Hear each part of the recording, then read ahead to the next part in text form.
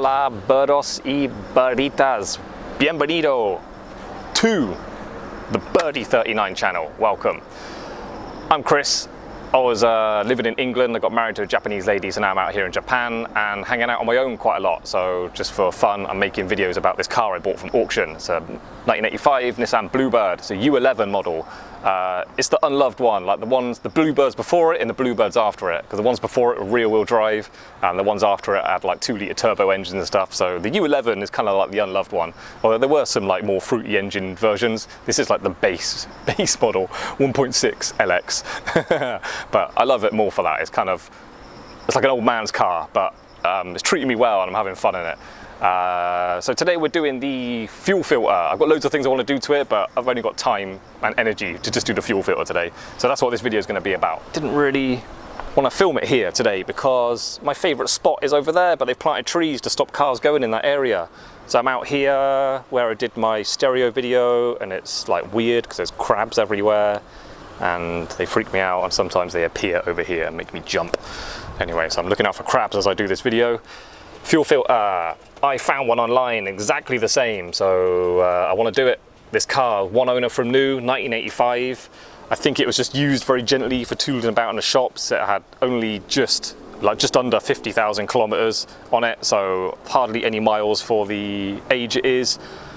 Poor thing is getting screwed. There's something really good fun about screwing the pants off a low-powered car, quite a slow car. Like, it's really good fun. It's actually almost gonna say more fun than a car that's fast and powerful. Especially out here in Japan, the mountain roads are gorgeous. It's so much fun. I went out this morning to go up to the top of the highest mountain in here. I mean, there's windy roads from different angles all the way up it, but the route I took is hilarious. It's just so windy. Even in this car, it's so much fun just screwing the pants off it around the corners. It's literally left, right, left, right, left, right, all the way up to the top. The other night I went out on it just for a fun drive. I did. It's like to this place I go to across, it's like in between the mountains. There's a really windy, twisty road. I left at like 9:30 at night after the kids went to bed. Left at 9:30 at night, got all the way there, 25 kilometers. I saw one car and I overtook it really quickly. And I stopped there for a bit, had a drink. Got a drink from a vending machine, went to use the toilet in a sort of toilet public campsite. Then come back, didn't see any cars on the way back. So it wasn't even that late. So that's 50 kilometers, windy mountain roads, not that late.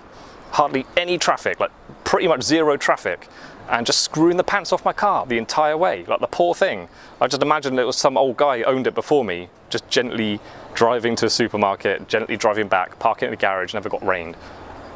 And now it's got me screwing the shit out of it. Okay, so the fuel filter.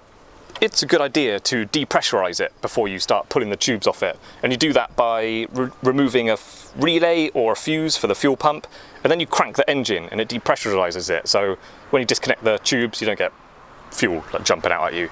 They don't have to, but it's kind of sensible. From my mind, I remembered I had this box here and I thought, oh yeah, it'll have, like, I'll know which one the fuel pump is. It doesn't say fuel pump on there, so I don't know. And the fuses as well, it's all in Japanese. I didn't bring the manual, so I'm just gonna not bother today. We're recording, good. First thing I'm gonna do is give things a bit of a squirt. Just help me out releasing stuff. I think that's just gonna slide out of there. And the one off the bottom. I bought some tools like pliers and things to stick in there, because sometimes these old pipes get all like crusty and stubborn. These feel quite flexible and fresh still, so pretty good. Pay attention to the condition of them as well. If they're all dried and cracked, you may as well replace them, which is really easy. It's just, if you can undo a screw and hold a pipe, cut it to length, then no trouble at all replacing these little short sections of fuel line. Especially if your fuel filter is like in your engine bay, it's quite an easy job. So what do I need now? Screwdriver. When you disconnect the tubes, a bit of fuel is going to come out. But you can be careful with it and try not to spill any more than you need to, but still some might come out, and save you dropping it all over your car and all over the floor and stuff. Like, have a towel, just put it underneath it, some old crappy towel, and then yeah, just catches the fuel. It's still quite hot in here.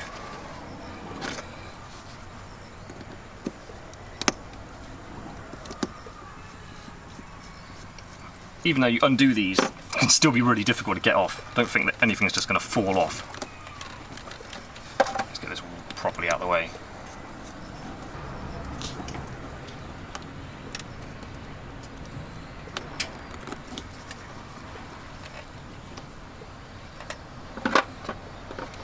Okay, I see what's going on now. There you go. Okay, shall I try and... Might be an idea to loosen the bottom one before I disconnect it.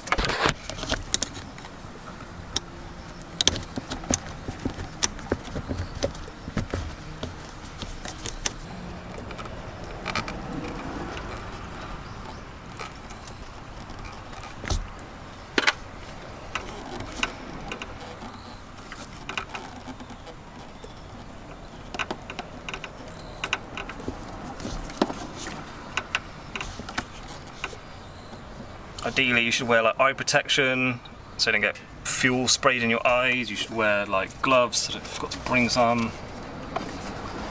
It's all sensible. So I managed to find online in Japan, luckily, so postage was cheaper, the exact same one. Wasn't actually that easy. I thought it was just going to be an old discontinued thing, but proper Nissan fuel filter, exactly the same, so that's nice. Don't know the history of that one. I don't know if it's like been on since the car was new. Kind of looks like it has. It's very black inside. Yeah, so can only be a good idea to get this changed. Now it's just a case of doing a bit of wiggling and jiggling. If you've got plastic fuel filter, be careful not to break it.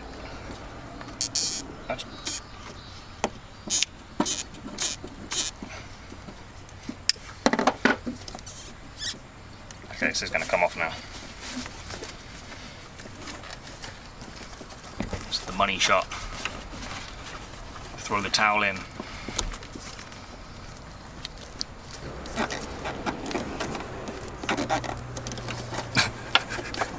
Doing everything left-handed. Alright, there you go. Dripping a bit of fuel. That's got fuel in it as well. Try and not throw that everywhere if possible. Oh, you gotta love the smell. Right, so yeah, I opened that one. I opened this just now because I was hoping it would have a cap on it and I can use that cap to close this, but no such luck. So when I pull this off, I'm gonna put my finger on that and that will help it not all flood out the bottom a little bit. It does feel like it's gonna come off quite quickly and easily.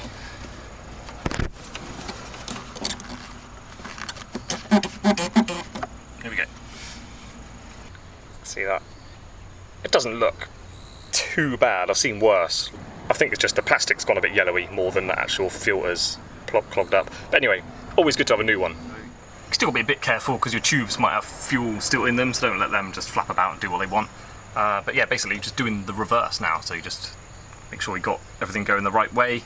Like you got an arrow there where the fuel, basically it's the flow of the fuel, so it's coming from your tank going to your engine that way. So obviously mine's easy to tell because it's that way up, same as the other one, but might not always be obvious with certain designs of these.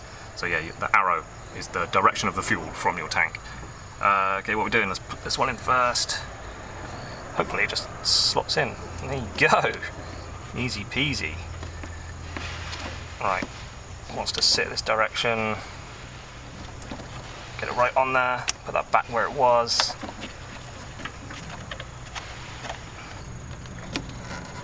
Put that back in position. Put this tube back on.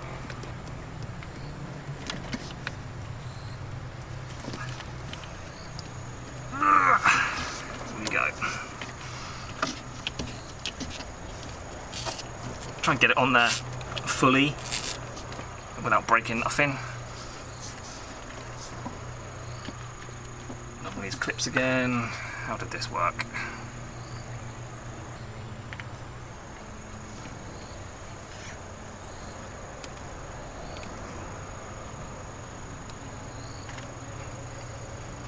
Wash out this one.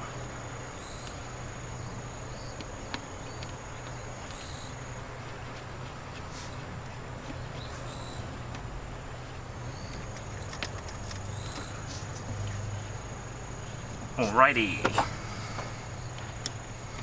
This job is done.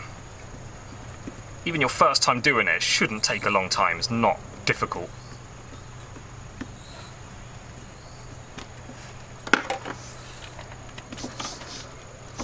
Double check everything's tight, nothing's all twisted up in awkward positions. It should be alright. Now if I crank the engine open, if I crank the engine over, you might see fuel going in there. It probably won't start straight away, but we'll keep cranking it and then we should get fuel through and the engine should start.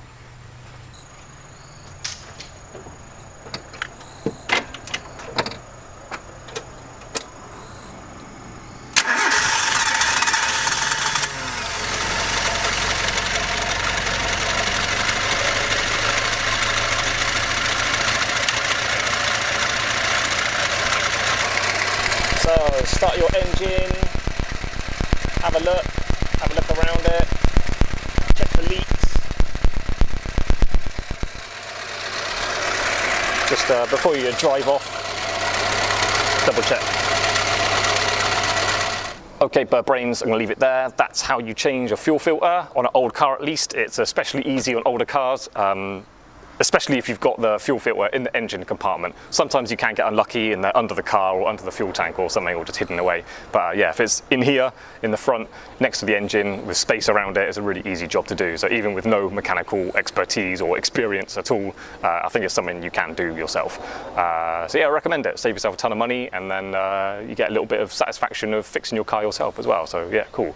Yeah, thanks for watching. Click like and subscribe and all that, and hope you join me again on the next video. See you later, bye.